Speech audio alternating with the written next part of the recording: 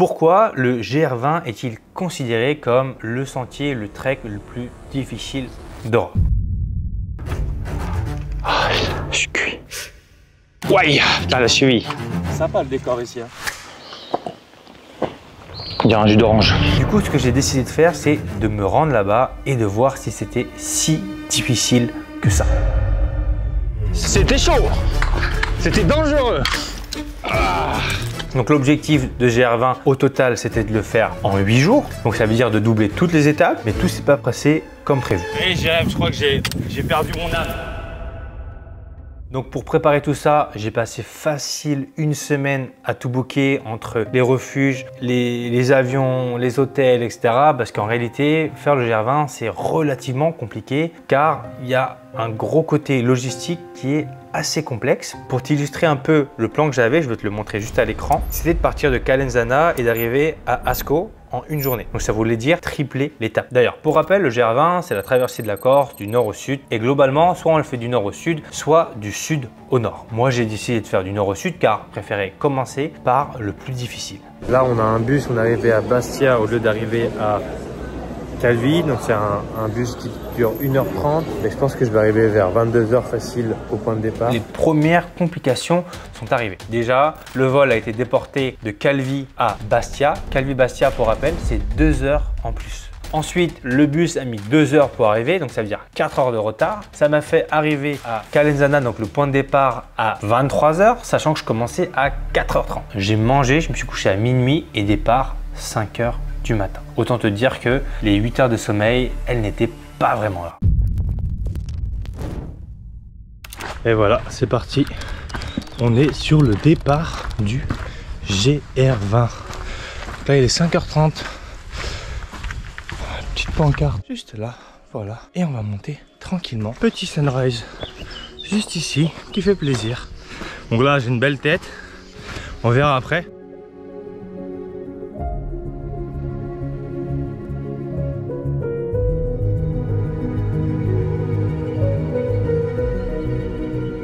Première montée de Calenzana à Ortú, c'est 1400 de dénivelé positif, annoncé 6h30. Je l'aurais fait en 4 heures à peu près. Et là, par chance, j'ai fait connaissance d'un gars qui s'appelle Jérémy, qui a à peu près, je crois, 46 ans. On a commencé ensemble à Calenzana. On a fini ce GR20 ensemble. Je sais pas comment ils appellent les chèvres. Étant donné qu'on allait plus ou moins au même rythme et on s'est dit que c'était plutôt une bonne idée d'être à 2 sur le GR20 où rapidement on pouvait se faire mal et que c'était plutôt bien d'être 2 finalement pour s'entraider. Donc dès les premières étapes, on se rend compte d'une chose, c'est que pas hyper roulant le nord de la Corse, donc on avait prévenu que c'était difficile et c'est là que les premiers problèmes commencent à arriver, c'est le manque d'eau. Je me dis ok, ça c'est la première erreur que j'ai faite. Donc arrivé au refuge, donc après 4 heures, première étape honnêtement elle est plutôt facile. Je charge en eau, je mets 3 litres d'eau, donc on part vraiment confiant, on commence à y aller à fond. Bon, on est sur un point haut, un des points, et on a une belle vue 360. On a encore des petits névés derrière, juste là-bas, et là-bas il y a la mer. Je crois que c'est Calvi, etc. Je pense qu'il ne nous reste pas énormément de temps, j'espère. Là, ça fait 2 heures qu'on marche. En tout, je pense 6 heures. Mais ça pique. Après 2 heures de marche, je me dis qu'il me reste encore une petite heure avant de boucler cette étape facile. Mais la vérité, c'est qu'il me restait encore 4 heures de descente avec des chaussures qui s'avéraient trop petites. Et honnêtement, ça me faisait tellement mal que je n'ai même pas eu la force d'enregistrer tout ça. 2002 de D+, D-, je sais plus, mais ça pique. La descente est interminable, ça fait 4 heures que je marche, je regarde ma montre et je me dis mais c'est bizarre, on aurait dû finir depuis très longtemps. Et en fait, tout le topo qu'on avait vu sur internet était faussé. Ça veut dire qu'on aurait dû finir l'étape en 4 heures, mais en fait c'était beaucoup plus long que prévu. Donc là on se retrouve à descendre, j'ai plus d'eau, sachant que j'avais déjà 10 heures dans les pattes. Je me suis dit si l'étape de Caruso à Ascq c'est la même, c'est aussi difficile que ça, je ne vais pas m'en sortir. Au final, cette première journée m'a complètement vidé. J'avais prévu d'enchaîner les 3 étapes, mais je n'ai réussi qu'à en faire 2. Épuisé, je suis arrivé au refuge de Caruso à 16 h. Donc pour cette première journée, le GR20 m'a rappelé d'entrée de jeu qu'il ne me ferait aucun cadeau. Et on arrive sur le premier pont suspendu. Donc là c'est le départ de l'étape 3. Donc là j'ai doublé hier. Là c'est le petit pont suspendu. Départ 5 heures, le but c'est de doubler aujourd'hui. Mauvaise nuit. Pas beaucoup de sommeil. Donc, le refuge de Karuzu, plutôt pas mal. Les gens plutôt sympas. Par contre, j'ai pas bien dormi. Tout le monde nous a dit que l'étape 4, l'étape 3 c'était la plus dure. Donc on va voir. C'est 1002 de positif, 1002 de négatif. Allez, on se retrouve juste après. Commence à 5h20, il est 9h10, à peu près 4h. Donc là, j'avais réservé un chalet la veille, parce que de base je devais tripler les étapes, mais je n'ai pas pu. Du coup là, je vais regarder si je peux prendre le petit déj là-bas. Ensuite, j'ai pas mal de problèmes de cash. Ça veut dire que si vous venez ici, il faut vraiment prendre pas mal d'espèces. Je dois avoir 500 €, mais ça va super vite. Comme moi, j'ai pas tout loué correctement. Juste de dormir dans une tente, je paye 38 €. Un coca, c'est 4 €. Enfin, c'est la folie. Donc là, ça a changé tout mon plan. Mais regardez cette vue, elle est incroyable cette vue. Regardez-moi ça, cette vue de la Corse. Là, du coup, il est 9h, on va manger. Et après, on repart quoi. Petite pause de 30 minutes, on laisse les pieds sortir. Et vamos les enfants quoi. Donc là, on part sur le petit déjeuner qu'on n'a pas mangé. Donc là, j'ai super faim. Omelette au jambon, pain. Et ensuite, j'ai acheté un saucisson corse. Ça aussi, je vais manger des croissants. Enfin bref, là, il faut vraiment beaucoup manger. Après, je crois qu'on va monter un truc qui est par là-bas. 9h30, donc dans les temps. Et là, c'est l'étape la plus dure du GR. L'étape où tout le monde nous a dit, là vous allez morfler, vous ne devez pas doubler, c'est impossible, c'est trop difficile. Donc moi, mentalement, quand on me dit ça, ça me chauffe. On est sur la montée de Asco à Bellone. Et là, on est au milieu de rien. Magnifique. Au milieu de rien. Honnêtement, j'ai voulu abandonner. Je sais pas, j'avais des pensées limitantes d'abandon. Je sais pas pourquoi.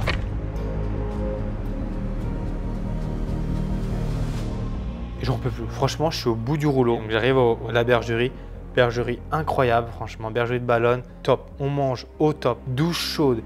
Il filait des bons matelas. Belle tente. Personne qui ronflait. Incroyable. On fait la nuit et là, pareil. Là, je me dis, putain, mais franchement, ce GR20, si c'est ça tout le long, c'est pas possible. C'est trop dur. Bon, c'est parti. Bon, j'attendais mon pote, mais je sais pas, il est un peu en retard, donc du coup, je trace. Objectif en double. Et là, comme on peut le voir, comparé à juste avant, en fait, les premiers jours où il n'y avait pas un arbre, là, on est un peu dans la forêt. Et donc, en fait, on est déjà caché du soleil. Donc, le soleil ne tape pas. Ça, c'est plutôt cool. Et là, on est dans un décor plus forestier.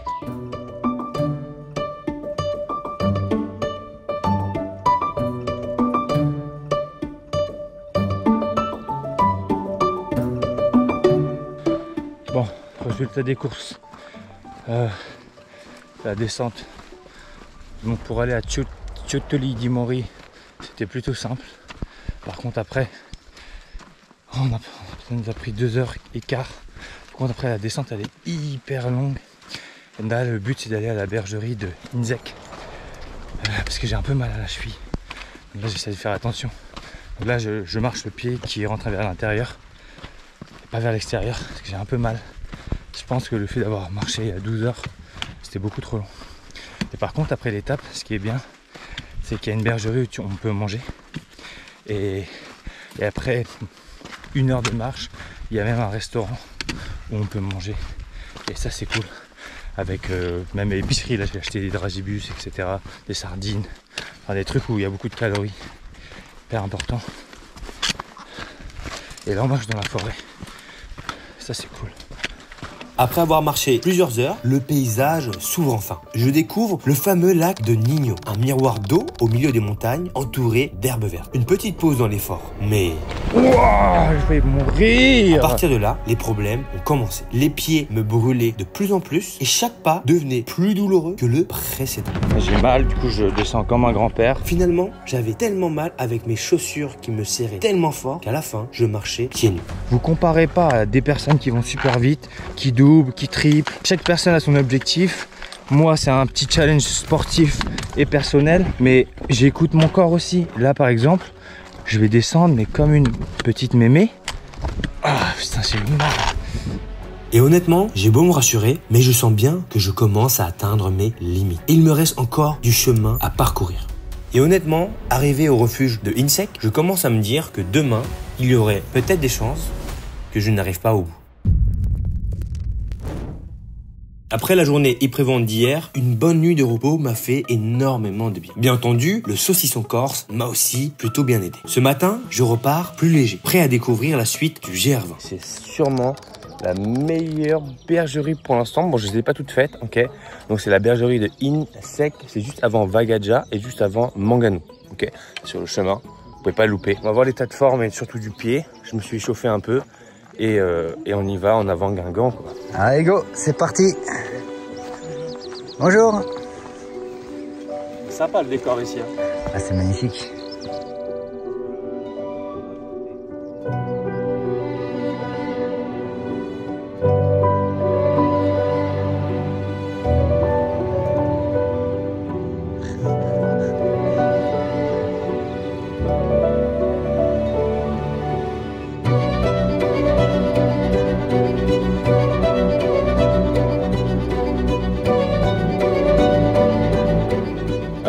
J'ai arrêté à Pietrapana à 2 h, toujours avec Jérémy, le collègue de cordée. Donc là on est parti assez tard, donc théoriquement on va croiser personne. Et en plus on prend une variante, donc pas moins de gens. Ah, allez.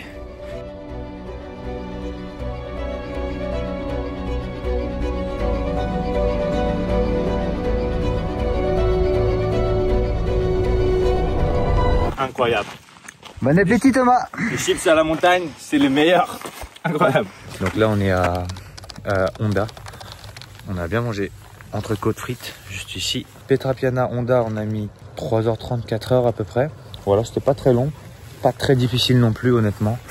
Donc ça fait plaisir d'avoir des étapes comme ça. Demain on redouble. J'ai pas le topo. De toute façon, on va juste envoyer la sauce. Et voilà, on va essayer de bien dormir. Départ 5h30, on refait la montée, enfin la montée qu'on a descendue hier là. Objectif, on va où déjà nous? On va Pizzabona. C'est bon chemin ça?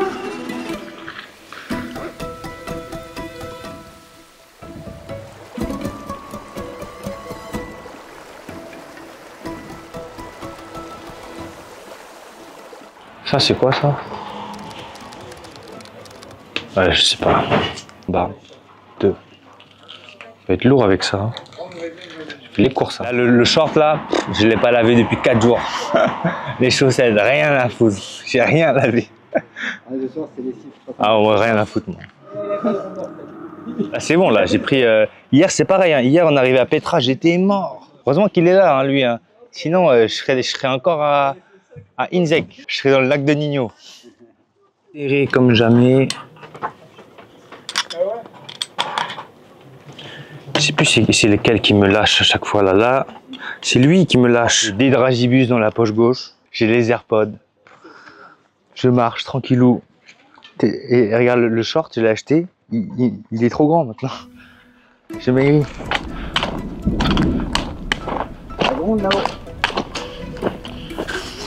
Et là on va partir sur une variante. Ça c'est pour vous les gars. En gros, quand vous arrivez à Pizzabona,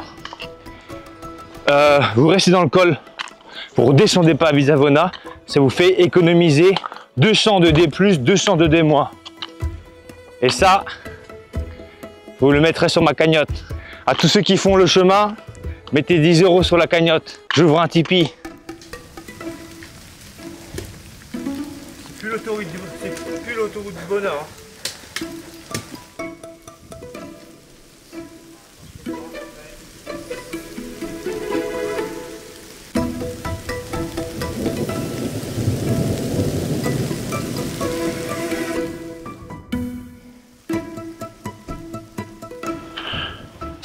De la force. On dirait un jus d'orange. Oh. Sponsor. Guarana, caféine.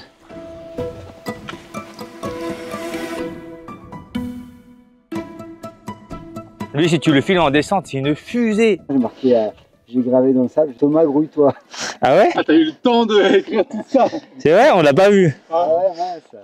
Et pourtant, on a la tête qui regarde nos pieds, ouais. tu vois, mais... Ah, on n'a pas vu. Hein. Moi, j'étais la tête dans le guidon. Ça, on ne cite pas les marques, mais je viens d'en prendre un parce que j'ai tellement mal dans le pied. De toute façon, je vais montrer mes pieds. Oh, je suis cuit. Non, je suis pas cuit là. Facile. Facile. Facile. Pourquoi je dis que je suis cuit? Facile ça. Ça se boire les montées.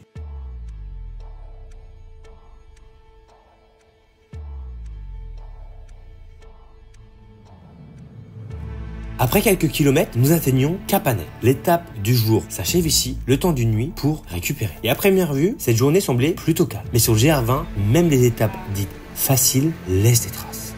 Elle est trop froide, l'eau elle doit être à 7 ou 8 degrés, trop froide. Ça fait tellement du bien au pied là, ça fait mal aussi là. Ah. Le lendemain, j'ai enchaîné vers Prati, puis la descente interminable d'Otcholo. La fatigue ne me lâche pas et chaque étape du GR20 me rappelle que ce parcours puise autant dans la tête que dans les jambes. Bon, du coup, on se retrouve good morning à Sino Refuge, 8h40. Donc nous, on est censé aller là. Voilà. Première étape, on va là. Et je pense qu'on va s'arrêter bah là en fait. Voilà, 8h40. Donc l'objectif aujourd'hui, c'est encore une fois de doubler. Mais c'est des étapes qui sont assez longues avec 9 à 10 heures de marche.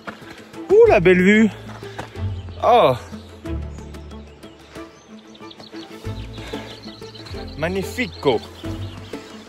Allez, hein! Cette 7e journée nous mène jusqu'au refuge d'Asinao. Une étape clé car demain il ne restera plus que 2 étapes avant la fin de cette aventure. Le GR20 touche à sa conclusion mais il nous réserve encore ses ultimes défis. Et voilà, on est parti pour la dernière journée. Encore 2 étapes et on a bouclé ce GR20. Voilà, dans la vallée. Les aiguilles de Bavela juste ici. C'est une variante qu'on peut faire. Mais je ne vais pas la faire. Car j'en peux plus. Tout simplement, j'en peux plus.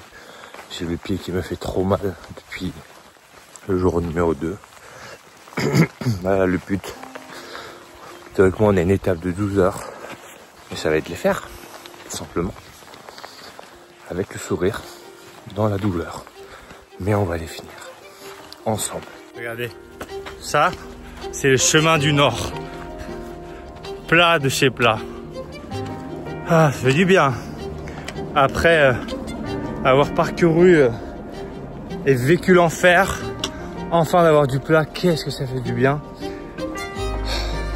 Là d'ailleurs, il me semble qu'il y a des feux qui se passent en ce moment même et ils ont fermé la fin du GR20. Donc j'espère vraiment qu'ils vont déjà éteindre le feu et qu'on va pouvoir terminer. Je croise les doigts parce que c'est même pas sûr. Apparemment il y a un orage qui a déclenché le feu et qui est en train de tout embraser et du coup ils ont fermé la fin du GR20. En continuant sur ma lancée, j'ai atteint le refuge de Paléry. Dernière halte avant l'ultime étape. Allez, dernière étape du GR. On se prend la pluie et les orages et une belle vue sur les montagnes juste derrière. Les montagnes juste derrière, c'est les montagnes du Nord. On est sur le sud, on descend, 1200 mètres de dénivelé négatif et on a terminé avec mes grosses ampoules là. J'ai 2 ampoules sur le même orteil, ça me fait 8 ampoules. On serre les dents et on finit ce GR20 en beauté. Je vais tout donner là, je vais accélérer. C'est encore 30 minutes avant la fin, mais je suis obligé de laisser respirer les pieds là 10 minutes au moins. J'en peux plus. J'en peux plus. Putain, le GR20, ça te prend ton âme. J'ai les pieds, ils sont gonflés. Là, il y a un mec qui m'a aidé à porter mon sac, enfin quelques kilomètres, peut-être 5 ou 6. J'ai 8 ampoules, ça me fait super mal. Là, il me reste à aller la fin, 30 minutes, je serre les dents et c'est fini. Je savais pas que c'est aussi dur ce GR20. On pense que c'est dur, mais c'est beaucoup plus dur que prévu. Bon, ça y est, on est sur le panneau officiel. Fin du GR20. La descente, elle était interminable. Je vais aller manger une grosse pizza. Là, je mange du saucisson. Et c'est terminé la randonnée. C'est terminé, c'est fini. Des saucissons ont balayé à... Donc franchement, le GR20, c'est un challenge physique, mental. On a toujours envie d'abandonner et on se dit, allez, encore un jour en plus. Et j'avais vraiment la tête dans le guidon et je m'étais dit, allez, je tiens, je tiens, je tiens. Ça t'apprend la résilience d'un effort de 8 jours et ça te dit que tu es capable de le faire. La vraie morale de l'histoire, c'est que ton corps il est capable de faire des choses incroyables quand tu le pousses. Je mange très peu, je dors très peu, des fois je ne bois pas assez et j'arrive à faire 8 jours de marche, donc 190 km, 13 000 de D+, 13 000 de D-, avec si peu de sommeil et si peu de nourriture. Donc c'est là où c'est incroyable ce que est capable de faire le corps humain. Donc faites l'expérience à 2, à 3, à 4, tout seul. Si vous faites tout seul, vous allez rencontrer des gens là-bas, donc vous inquiétez pas. Et pour ceux qui ont déjà fait le GR20, dites-le moi dans les commentaires. Je suis curieux d'avoir vos avis juste en dessous.